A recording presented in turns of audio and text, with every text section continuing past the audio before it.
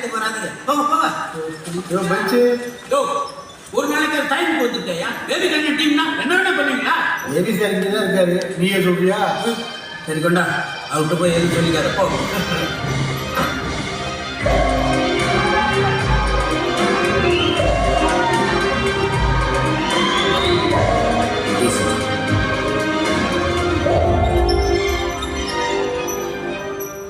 என்ன பூ பட்டு போடலாம்?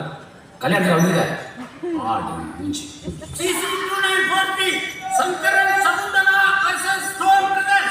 Preeti, you can proceed.